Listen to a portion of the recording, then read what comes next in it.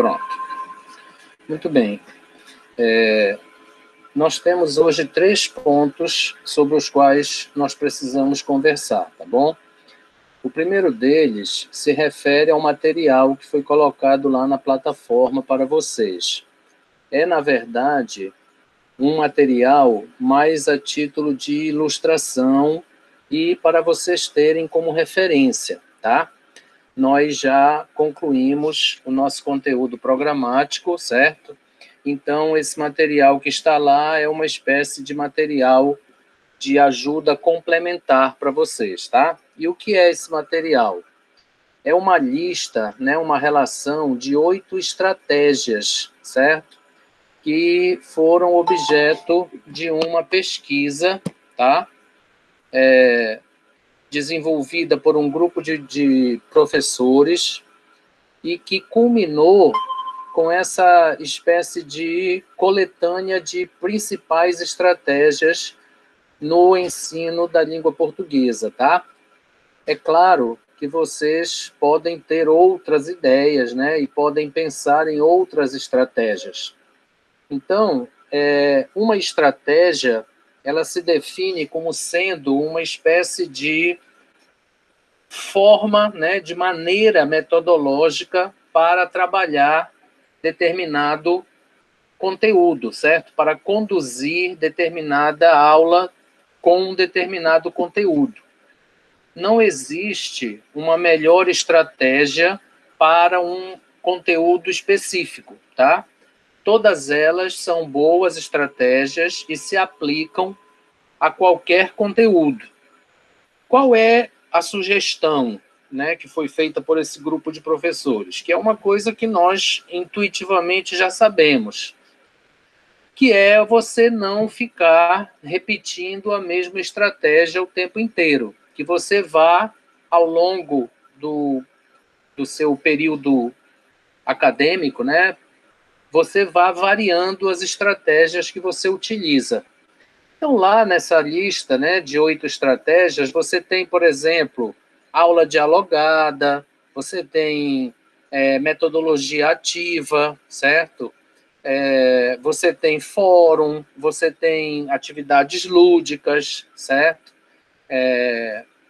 Fórum, projetos. Então, todas aquelas coisas que nós já conversamos aqui estão relacionadas lá nessa lista de 8 estratégias, tá? Que eu volto a repetir, foi uma coletânea feita a partir daquelas estratégias que são mais utilizadas numa sala de aula de língua portuguesa, tá? Metodologicamente falando. Claro que isso é uma ideia genérica, tá? Você deve sempre analisar e refletir, porque ninguém conhece melhor a sua turma do que o próprio professor. Então, ele precisa sentir quais aquelas estratégias que melhor se aplicam a uma determinada turma, tá? E procurar trabalhar com essas estratégias, né? Para que ele possa obter uma resposta maior e melhor por parte dos alunos, certo? Então, esse material que foi colocado aí na plataforma para vocês é um material complementar de referência, tá? A título de ilustração. Eu não sei se alguém de vocês já teve tempo de olhar o material. Alguns de vocês talvez já atuem, né? E aí vocês provavelmente vão reconhecer ali uma ou outra estratégia que vocês já usam, já utilizam.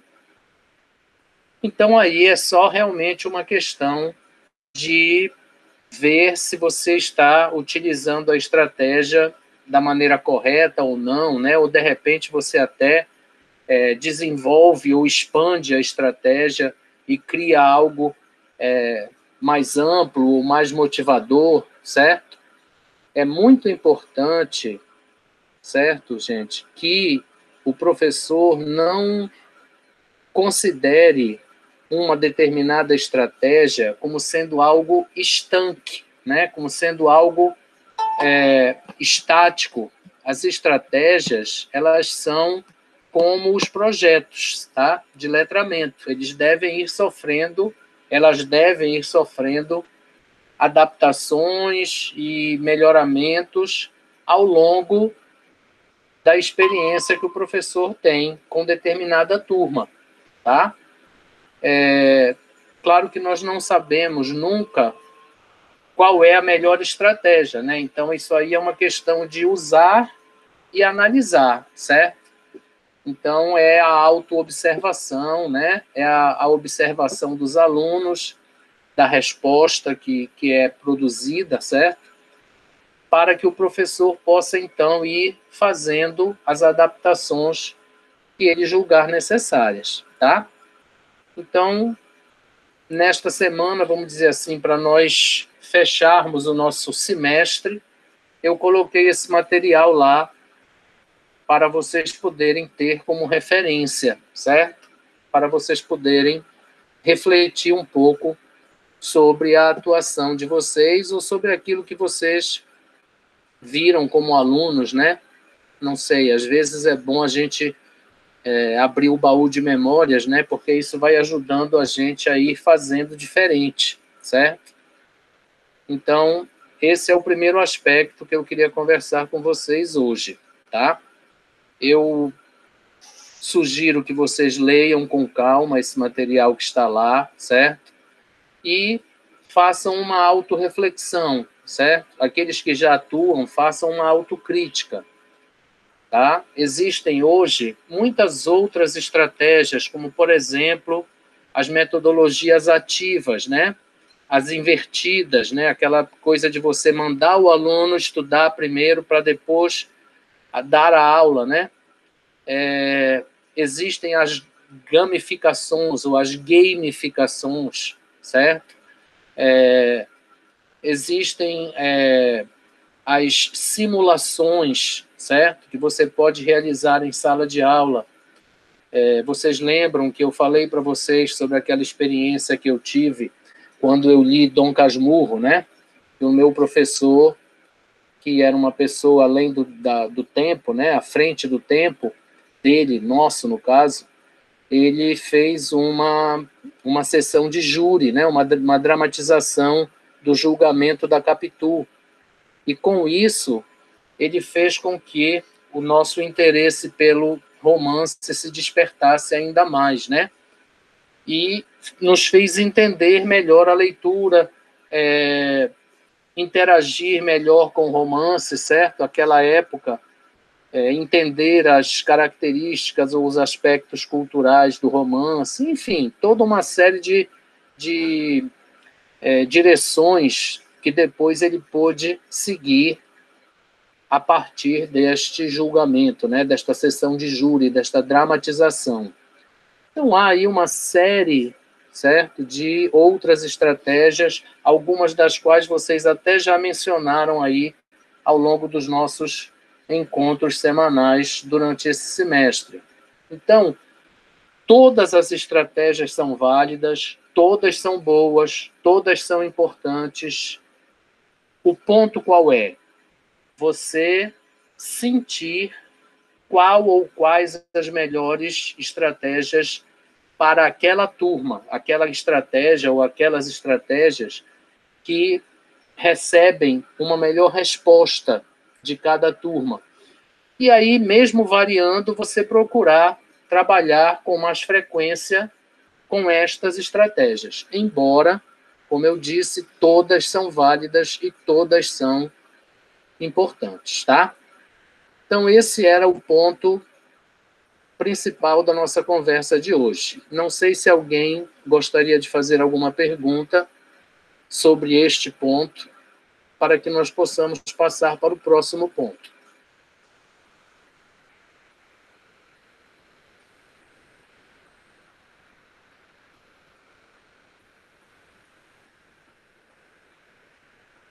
Nenhuma pergunta, então? Nenhum comentário? Podemos seguir? Muito bem. Então, vamos lá. O segundo ponto se refere ao NASH, né? Eu já havia dito a vocês mais ou menos como nós procederíamos com relação ao NASH, que é a nossa nota de avaliação substitutiva, certo? Aquela que você faz para melhorar alguma nota ou para substituir alguma nota que você tenha porventura perdido, né? Muito bem. Então, na próxima semana, nós já vamos começar a realizar o NASH. A primeira parte dele será composta de 2 questões discursivas, tá? Para você responder e postar lá como se fosse uma atividade. Portanto, essa primeira parte você terá a semana inteira para fazer, tá? Então, é dentro daquele período de uma atividade normal, tá? Ela vale 5 pontos. Essa primeira parte equivale a 5 pontos. São 2 questões discursivas relacionadas a pontos importantes, né, que nós discutimos ao longo do semestre. E aí você terá a semana inteira para responder como se aquilo fosse uma atividade regular, tá? A segunda parte do NASH será um questionário, certo? Então, perguntas de múltipla escolha, objetivas, valendo os outros 5 pontos. Este questionário, no caso de vocês, vai acontecer no dia 22, no horário da aula de vocês, semelhantemente ao que vocês fizeram agora no NPC 2, tá? Então, das 14h20 às 16h20 do dia 22 de junho, ou seja, daqui a 2 terças-feiras. Então, a primeira parte é a discursiva, ao longo da próxima semana, e a parte objetiva vai acontecer naquele horário, né, naquele dia, no dia 22, terça-feira, das 14h20 às 16h20, da mesma maneira que vocês fizeram agora para o NPC 2. E o conteúdo será semelhante ao que vocês já trabalharam no NPC 2, tá? Então, é só realmente fazer um reforço na revisão, tá? E poder, então, realizar o questionário, certo? Que vocês já sabem, né? Ele vai acontecer naquele dia e naquele horário. Então, acabou aquele horário, fecha o questionário e fecha a prova, tá? É importante que vocês avisem lá no grupo isso. Eu vou colocar um aviso na plataforma ainda hoje, assim que nós acabarmos aqui, e eu converter o vídeo, né, para colocar lá para vocês, para disponibilizar lá na plataforma, eu vou colocar um rótulo lá, certo? Na sala desta semana que nós estamos, com o aviso do NASH, certo? Claro que só precisa realizar o NASH os alunos que ou não atingiram a média, ou querem melhorar uma das notas, ou perderam prova, certo? Essas são as situações em que a pessoa faz o NASH. Mas qualquer um de vocês poderá fazer, basta querer, tá? Porque, na verdade, se você já tem boas notas e você faz o NASH e tira uma nota que é inferior à que você já tem, fica tudo como está, certo? Ele não substitui nota nenhuma. A nota só é substituída se você tiver, por exemplo, um 8 e vai fazer o NASH, tira um 9. Aí esse 9 substitui aquele 8, tá? Automaticamente, ele substitui a menor nota, correto? Então, aí vocês poderão fazer o NASH caso queiram, né? Agora, se você perdeu prova, você tem que fazer o NAS. Então, se você perdeu o primeiro NPC ou o segundo NPC, você tem que fazer o NAS. Se você não atingiu a média mínima para aprovação, você também precisa fazer o NAS, tá? E ele será dessa forma, correto? Então, semelhante ao que vocês fizeram no NPC 2, com a diferença de que na próxima semana vocês terão a parte discursiva, certo? Como se fosse uma atividade normal. E no dia 22, que é a terça-feira, das 14h20 às 16h20, vocês realizam o questionário da mesma forma que vocês realizaram o NPC 2. Tá entendido, gente? Sim, professor. Muito bem. O terceiro ponto que eu gostaria de conversar com vocês é com relação a algumas respostas, né? Que eu, assim, fiz algumas anotações mentais, né? Dos questionários, das respostas que alguns de vocês deram lá nos questionários do NPC 2. Então, eu não sei se vocês lembram, mas nós falamos aqui durante as nossas aulas que uma horta dentro da escola, né? Uma horta que os alunos cuidam e que entra na interdisciplinariedade com outras disciplinas e produz conhecimento para, por exemplo, preservação do meio ambiente, economia sustentável, e você, a partir daí, pode produzir textos, né? Pode esclarecer alguns aspectos para a comunidade, enfim. A horta dentro da escola, que os alunos trabalham, cuidam, dentro desse aspecto, além do português, de outras disciplinas, é um projeto de letramento, tá? Então, alguns de vocês não responderam. Havia uma questão lá no NPC 2 que falava sobre isso. Professor? Oi.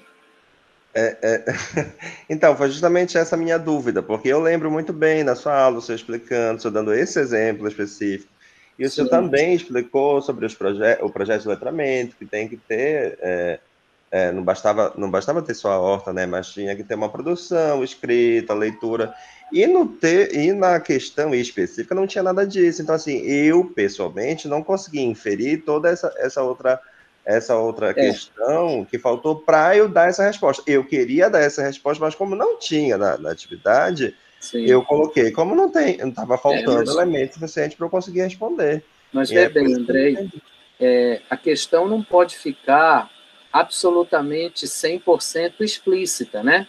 Porque aí não precisaria nem perguntar, a resposta estaria muito óbvia. Mas não tinha nada, nenhuma referência falando que havia sim alguma coisa. Não. Tinha, eu coloquei lá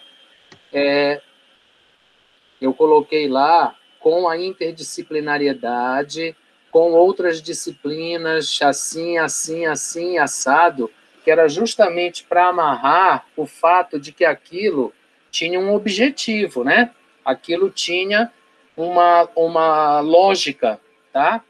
Então, aquela afirmação, ela está correta, certo? Aquilo é um projeto de letramento. Por quê? Porque ela envolve a interdisciplinariedade. E a partir do momento em que isso acontece, você estará produzindo conhecimento, leitura, né? Interpretação. O professor vai ter, de cada disciplina, terá que trabalhar com os alunos aquele aspecto da horta. Então, isso é um projeto de letramento, tá? É uma prática social. E toda prática social, ela implica um projeto de letramento. Você poderia até nem ter nada escrito, tá? E nem ter leitura em texto, mas o fato de você ter a interdisciplinariedade e aquilo ser uma horta de prática social mantida pelos alunos dentro da escola, automaticamente transforma isso em um projeto de letramento, tá? Então, vocês marcaram a resposta dizendo que não havia nada de letramento naquilo, que aquilo não envolvia letramento. Mas vocês precisam lembrar que o letramento, ele é leitura e escrita e prática social, tá? Então, tudo que você realiza dentro da escola, que tenha esse cunho específico de prática social, mesmo que não exista o texto escrito ou produzido, é um letramento, certo?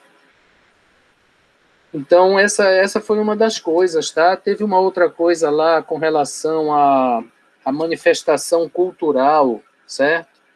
Que havia uma pergunta que se referia ao fato de que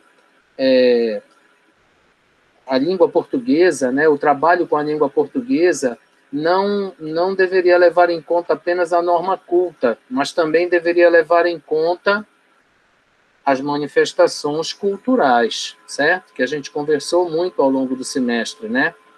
Porque hoje em dia as pessoas viajam muito, né? Então nós podemos ter alunos de outras regiões na nossa sala de aula, né?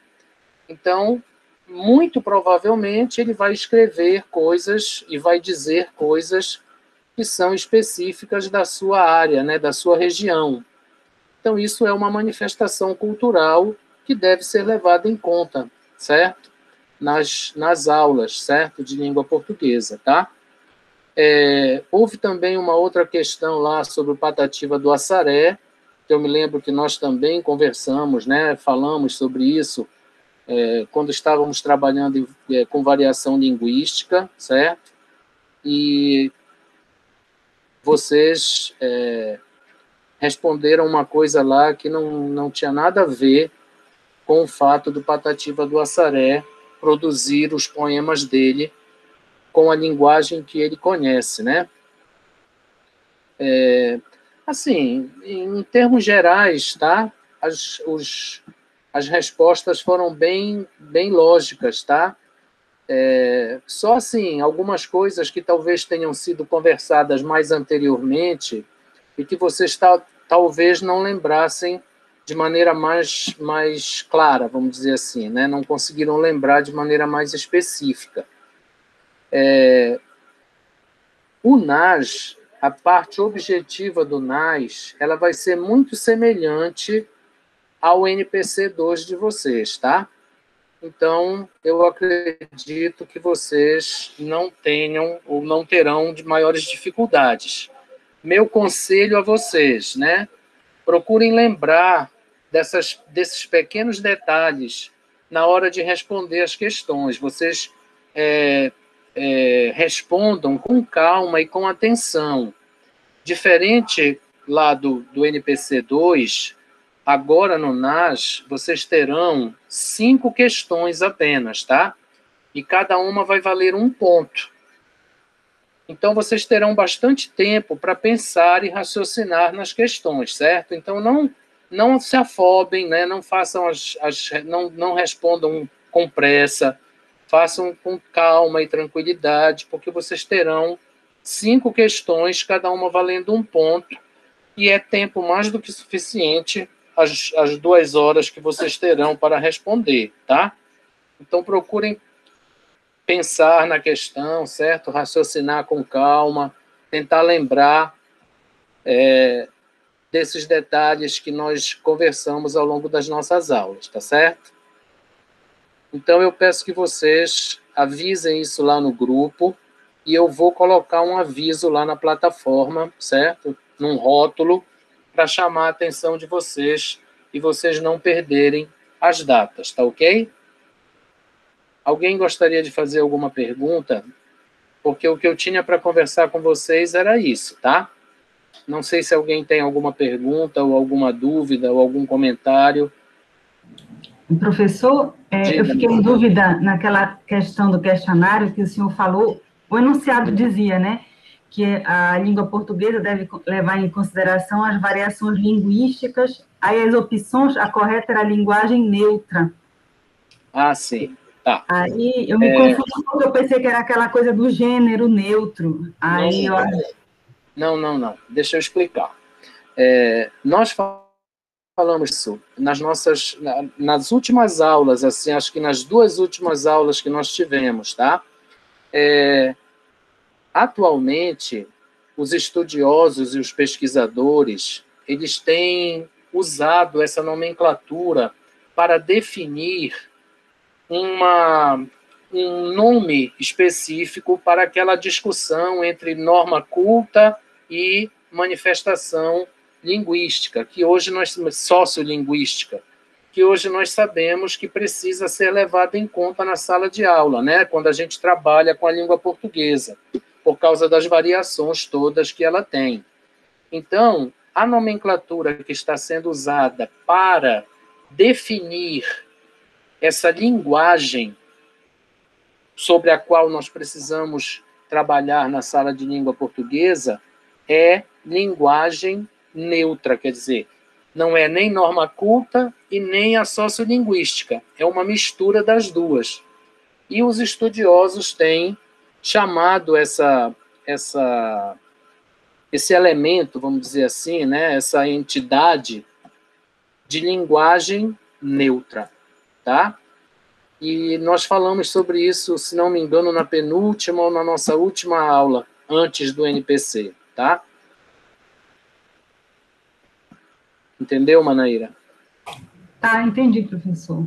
Então é isso. Então a nomenclatura é linguagem neutra, tá? Que representa a linguagem que hoje nós precisamos, vamos dizer assim, encarar numa sala de aula de língua portuguesa, tá? Nós não devemos trabalhar somente a norma culta e nem somente as manifestações linguísticas, tá? Nós devemos trabalhar as duas coisas. E a isso, vamos dizer assim, a essa mescla, os estudiosos têm chamado de linguagem neutra, guardadas aquelas proporções todas sobre as quais nós já conversamos, né?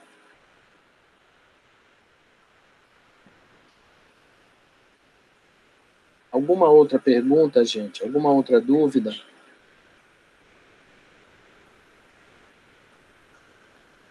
Professor, Diga, Calilpe. sobre aquela questão do que você acabou de comentar do Patativa, Sim. Eu recordo muito das suas aulas, só que eu marquei uma opção que na hora acho que não foi considerada correta, ou então eu errei mesmo. Qual foi a opção que você marcou? A resposta daquela questão seria geográfica? Sim. Geográfico? Sim. Porque eu acho que no meu gabarito apareceu uma alternativa diferente. Uma explicação diferente, eu não sei dizer. Eu posso verificar, porque assim, Calilpe, a variação geográfica, ela se refere a uma região específica. No caso lá do Patativa, se você tivesse em uma das alternativas a variação regional ou cultural, essa seria a melhor resposta, tá? Por quê? Porque ele vive em uma determinada área e aquela linguagem ali é dele, é da área em que ele vive, não é da região geográfica toda, entendeu? Então, a variação geográfica, ela se associa mais a uma região e não apenas a uma pessoa ou a uma comunidade, tá? Que é o caso do Patativa do Assaré. Então, eu realmente não me lembro das alternativas que estavam lá. Mas, se nessas alternativas você tivesse a alternativa cultural, essa seria a melhor resposta. Ei, professor, eu coloquei cultural e está marcado como errado, que é geográfico. Presta atenção, Andrei. Tu tens certeza disso, né? Eu vou até abrir lá agora, professor, para ver aqui. Eu vou Mas verificar. eu lembro que eu coloquei cultural. Peraí, eu vou lá abrir. Eu vou verificar então, tá? Eu vou verificar. Olha só, na hora que vocês forem responder a uma pergunta, pode ser que mais de uma alternativa se aplique à resposta. Porém, tem uma que é a mais correta. Então, é sempre essa que vocês devem marcar, tá bom?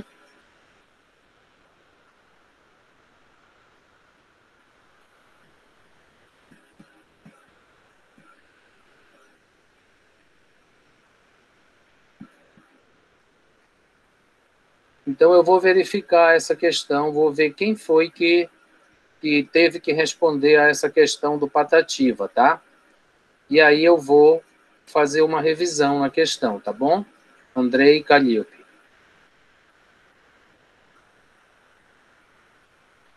Tá bom, professor, obrigada. É porque eu realmente lembro das suas aulas e essa resposta me parecia assim, muito clara, sabe? Mas Certo. não sei também se na hora eu marquei errado, não sei, mas eu lembrei muito das suas aulas, desse seu texto. Eu vou dar uma verificada, tá bom? Vou fazer uma revisão nessa questão no seu caso, tá, Calilpe? Vou verificar qual foi a resposta que você deu, tá? Professor, tá estranho meu coisa aqui. Eu coloquei, aqui eu marquei, aparece aqui que esta escolha foi excluída após a tentativa ser iniciada. Aí eu não sei. Excluída? É, o que tá aparecendo. Foi isso que aconteceu comigo, Andrei. Foi essa resposta que apareceu para mim. Fiquei arrasada. Eu coloquei cultural, eu tinha certeza que era cultural. Eu fiquei em dúvida mas... entre cultural e geográfica. Mas eu olha, Andrei... em dúvida entre as duas, mas eu marquei cultural. Tá, aí apareceu como certa a geográfica. Deixa eu te dizer uma coisa.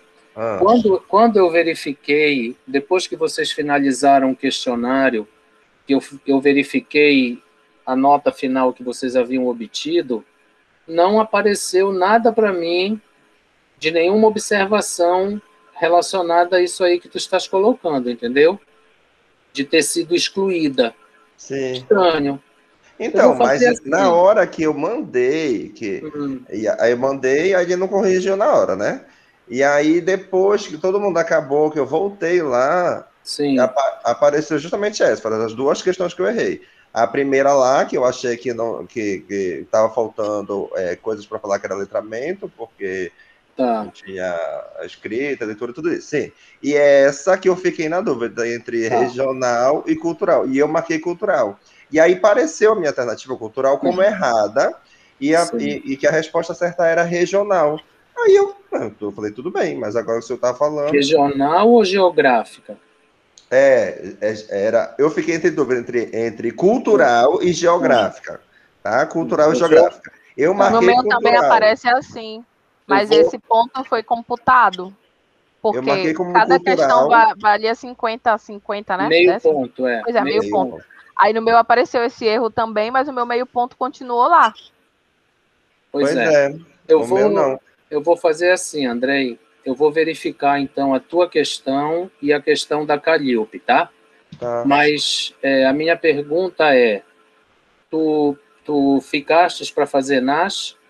Não fiquei, não. Nem você, Calilpe. Não, eu estou fazendo essa pergunta só porque pode ser que eu não consiga reverter esse problema, tá? Se foi um problema da plataforma na hora que você fez o questionário, eu não sei se eu vou conseguir reverter. É por isso que eu estou perguntando do NAS, tá? Não, só por isso. Eu não fiquei no NAS, eu tirei 9 e 8, só que eu não, tudo bem, eu já entendi. Eu vou fazer essa verificação lá, tá, Andrei? Calilpe. E Andrei, mas lá na lateral, assim, as questões, ela aparece vermelha, essa questão? A tua questão 5? Aqui, olha, peraí. Na lateral, tem uma lateral direita em cima. Tá escrito isso, tá vermelho. Tá vermelho. Tá vermelha. Ah, tá, a minha não tá. Só que na hora que eu vi, no dia que a gente fez... Mesmo com esse erro. Mas no dia que a gente fez, apareceu lá que a resposta correta era geográfica e eu tinha colocado cultural, né? E aí eu falei, tudo bem, eu fiquei em dúvida entre as duas, eu marquei errado, né? E agora, abrindo aqui, parece que essa escolha foi excluída após a tentativa de ser iniciada. Aí eu não entendi, porque na hora não apareceu isso. Pois é, para mim também, por isso que eu estou te perguntando para confirmar, porque eu fiquei em dúvida também quando eu fiz a revisão, que chegou, aí eu estou só confirmando. Mas a minha pontuação ficou igual, e a questãozinha lá em cima, não na questão mesmo de onde tem o texto. Onde tem o texto fica com X e dizendo que foi excluída. Mas lá em cima, onde tem aqueles quadradinhos, quadradinho ficou verde, então eu identifiquei como um erro da plataforma mesmo. Tá, mas o meu tá como errado, porque avaliar 3 eu tirei 2, que eu errei essa primeira lá de projeto de letramento e essa, né? Era pra tirar 2,5. Deixa eu dizer uma coisa. Professor, eu não fiquei de NAS, não, eu não vou precisar. Tá. Então, assim, eu vou fazer uma verificação lá, tá, Andrei, na plataforma, Andrei, Calilpe, para ver o que é que aconteceu, tá? Se eu conseguir reverter, esse meio ponto vai ser acrescido para vocês, caso vocês tenham respondido de forma correta, tá? Porque o que acontece? No caso aí, a variação geográfica, ela se refere a um local, tá? A um local específico, certo? E a variação regional, ela se refere a uma região. Nós pensamos sempre numa variação geográfica, quando se fala em variação geográfica, a gente pensa logo em uma região.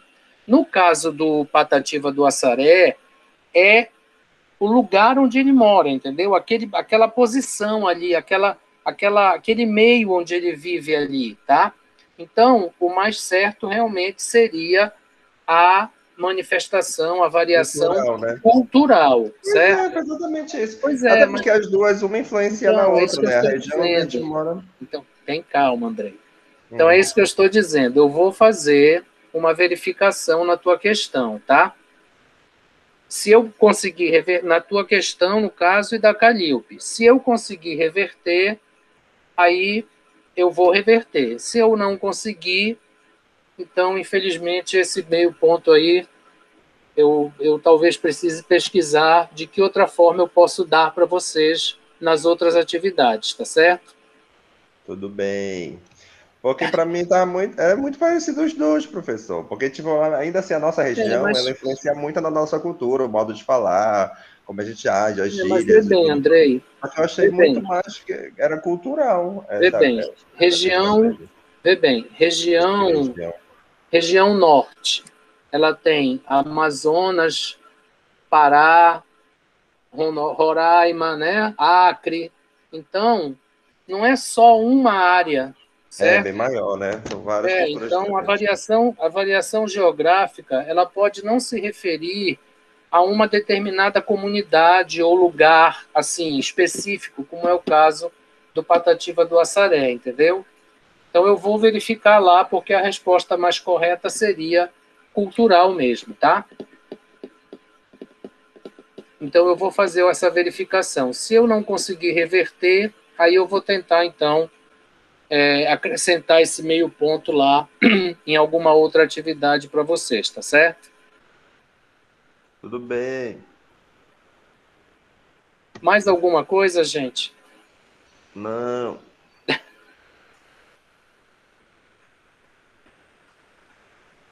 Bom, então, mais uma vez, muito obrigado pela participação de vocês, tá? Eu fico feliz que nós conseguimos encerrar o semestre com tranquilidade, tá? Foram pouquíssimos os alunos que vão precisar realmente de NAS, né? Muito poucos mesmo, e isso me deixou bem alegre, bem feliz, tá? Eu espero que a gente tenha conseguido, de alguma forma, compartilhar essas experiências com relação à metodologia da língua portuguesa, e espero que vocês possam trabalhar com esses aspectos com sucesso, tá bom? E aí, eu vou colocar o aviso lá na plataforma sobre o NAS, e vocês, por favor, avisem lá no grupo, tá bom? Podemos encerrar? Até mais. Vou interromper aqui a gravação.